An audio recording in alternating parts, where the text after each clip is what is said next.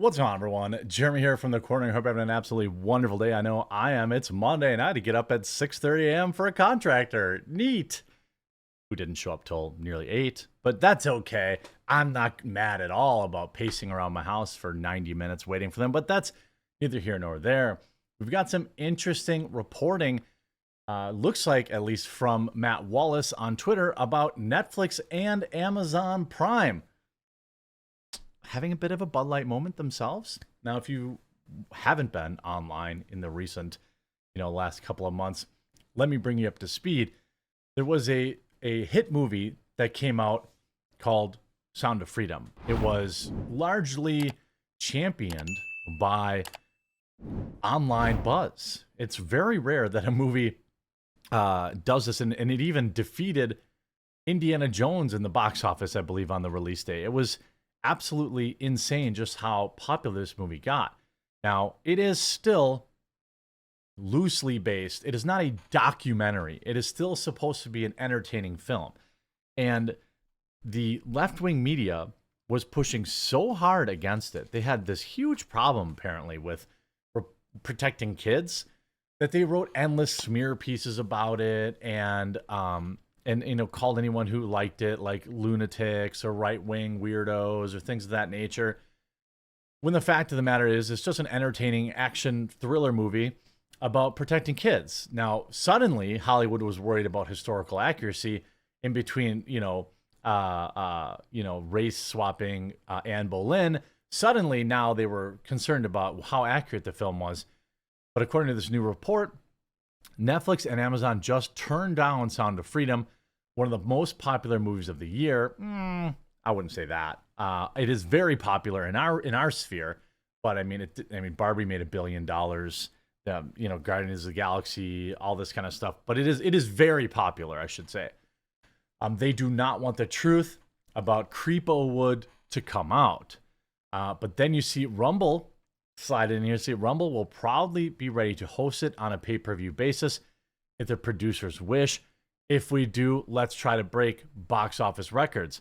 Shout out to Chris Pavlovsky, my boss, for sliding in here to get on, to host it. The thing is, how do I put this? Yes, I think that Rumble hosting it should happen, 100%. Okay, but in order to break through all of the noise, right, that the corporate media has been pushing on normies, you need to still be on Amazon. You need to still be on Netflix, because these are where you'll meet the normies. We already know. A lot of us know about creepazoids. I mean, things that they say about Hollywood are not a new thing. You see in Newsweek, Sound of Freedom director reveals dangerous attacks the movie faced. This is an article from today. The surprise summer hit movie Sound of Freedom prevailed against all odds, even when facing dangerous conspiracy theories about the filmmaker's intentions, the director told Newsweek. The road to success was not an easy one, especially when armchair critics flooded social media with theories about the film. There were 9 or 10 different ones popping up every single day to attack the film, according to its director, Alejandro Monteverde, in an exclusive interview with Newsweek. The independent movie about former Homeland Security officer Tim Ballard, played by Jim Caviezel, who left his role to save children from trafficking, became a huge hit. It quickly brought in more money than the domestic box office for mega franchises like Mission Impossible Dead Reckoning Part 1 and Indiana Jones Dial of Destiny. It was bigger than, I guess. Maybe I'm wrong about that. Maybe it was bigger than I thought at the box. But I'm a prisoner of the moment, I guess. It's been a little while. The movie languished in limbo until the rights were wrangled back by independent company Angel Studios, swooped in to help distribute the film through a grassroots crowdfunding campaign. Monteverde wrote and directed Sound of Freedom and told Newsweek that the whole team wanted to make the film to shed light on the disturbing reality of this industry. He praised audiences who had seen the film as heroes and helped quash the conspiracy theories by taking to social media to promote Sound of Freedom. It's a word-of-mouth film. You're not going to walk in the streets and see a billboard promoting it because we don't have the marketing resources to do that, he explained. The success has happened from people telling people to go see the film because the movie has been attacked in so many ways, and the audiences are the ones that came out and defended it. Monteverde said the film had been victimized by mass media and social media users, explaining the main issue was people had incorrect idea about the film's content and the filmmaker's intentions without actually seeing it. The main problem was labeling. That is the most dangerous thing we can do to each other, is label ourselves. If you're going to dare label something, you better have a PhD or be an expert. It didn't take the time to ask questions like, what was the motive of making the movie? All I wanted was to make a movie, create a conversation, a social dialogue on the subject matter of trafficking. I didn't want to give answers. I just wanted to propose a theme. Now, I think that that's reasonable. I think that, ultimately, that's exactly what happened.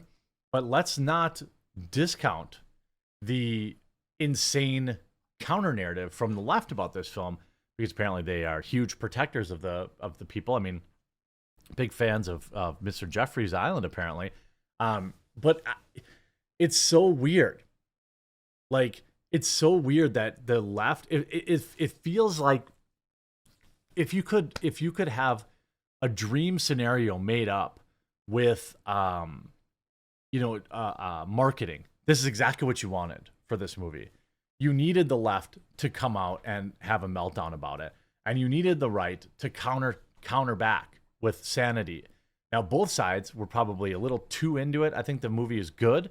I think the message is great. But I mean, the left kicked and screamed so hard that they made it a huge hit. Quote, the film the woke Nazis don't want you to see, how the culture wars made Sound of Freedom a blockbuster. And that's essentially what happened, right? Often described as a Christian thriller, Sound of Freedom makes a few references to its protagonist's faith, hence the takeaway, God's children are not for sale, but contains no allusions to these conspiracy theories that the media said it did. While promoting the film, however, Caviezel had repeatedly slipped in references to all sorts of other things, a key component, but it wasn't in the movie. Now, Jim Caviezel has some interesting thoughts. He's allowed to have those interesting thoughts, 1,000%. He can have those and enjoy them and talk about them. That's his 100% right. But Ballard, a Mormon from Utah and allegedly a former Homeland Security special agent, is a founder of Operation Underground Railroad, all this kind of stuff. Now, there's been some interesting stuff that's come out about that since then. But in general, the media meltdown, why anti-trafficking experts are torching Sound of Freedom. The new movie offers a false perception of trafficking, and experts worry that it could further harm real victims. They didn't talk about cuties, right? So when we talk about Amazon now having their kind of Bud Light moment, I mean, this tweet has 75,000 likes. Now, of course, I try not to buy from Amazon when I can. I try not to support Netflix. But, if you look at some of the movies, for example, that Amazon's happy to host, you look at some of the movies that Netflix is happy to host. I don't know, Cuties, for example. This movie is a bridge too far. I think it's important. I hope that Rumble hosts it, but everybody on Rumble has already seen this movie. It still needs to get on Amazon and Netflix for now. Now, I think that being on Rumble is still smart and it will kind of allow for another round of promotion, another round of kind of conversation starters, which I think is good.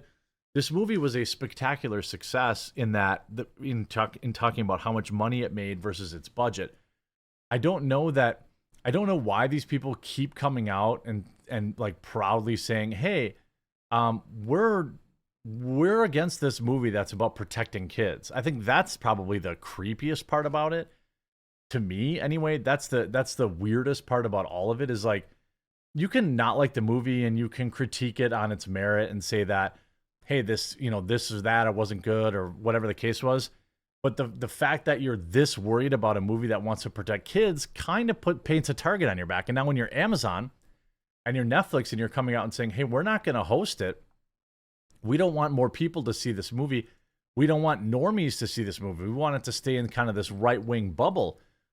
Well, that kind of places you on the other side of the line, doesn't it? It kind of says like, I mean, why wouldn't Amazon sell this? Amazon had that movie, remember, that got Kyrie Irving canceled because it was a movie about or some sort of film about, you know, that had bad ideas about Jewish individuals. I don't know, I've never seen it, but that movie was hosted on Amazon. Amazon hosts all sorts of things.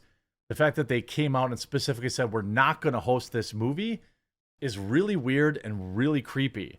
And to me, it's just stupid. And they're going to put themselves maybe where they, I guess, comfortably are, apparently, where they're happy to be. And that is not on the side of protecting kids. I don't really know any other way to describe it. Go see Sound of Freedom if you haven't yet. Hopefully it'll be hosted on Rumble when it comes out as pay-per-view, and you can support it in that way. If you're new to the channel, please leave a like on the video, and I hope that you'll subscribe down below, and we'll talk to you again real soon.